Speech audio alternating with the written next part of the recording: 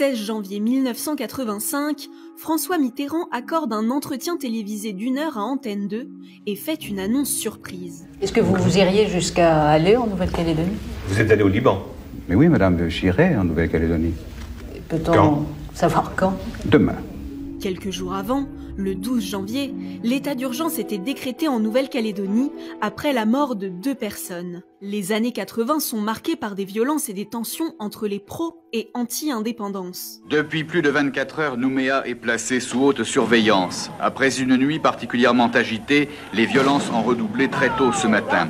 Aux 4 coins de la capitale, des colonnes de fumée indiquaient à la fois les points d'incendie, des tirs de grenades lacrymogènes et de cocktails Molotov. Cette atmosphère de guérilla, entretenue pendant de longues heures par les anti-indépendantistes, a été difficilement contenue par les forces de l'ordre mobilisées au grand complet.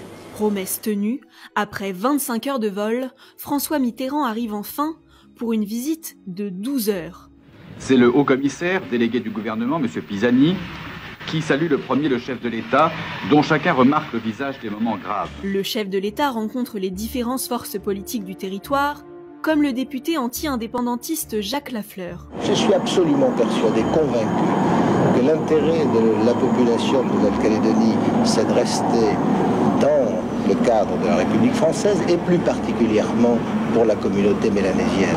Je suis convaincu qu'il n'existait pas de peuple vraiment kanak, comme on veut bien le dire. Il reçoit aussi Jean-Marie Tjibaou, président du Front de Libération Nationale Kanak et Socialiste. La région prend en compte ces déplacements comme une prise en considération encore peut-être plus importante du problème posé par la revendication d'indépendance du peuple kanak.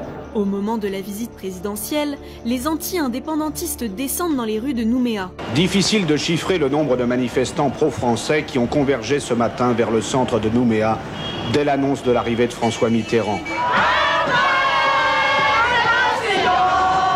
La majorité des Kanaks, je parle en tant que Kanak, la majorité des Kanaks, ils sont pour la France.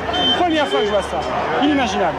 Je ne pensais pas qu'il y aurait eu un tel ras-le-bol de la population. On restera ici, vous inquiétez pas, on restera. On a ce qu'il faut pour rester. Ça veut dire quoi ça? Ça veut dire qu'on va se défendre. On est prêt à donner notre vie pour rester chez nous. Au terme de sa visite, François Mitterrand dresse un bilan positif. Et ce qui me paraît évident, c'est que là où l'on pouvait craindre que le fil ne fût rompu, celui du dialogue, eh bien, cela me paraît renoué.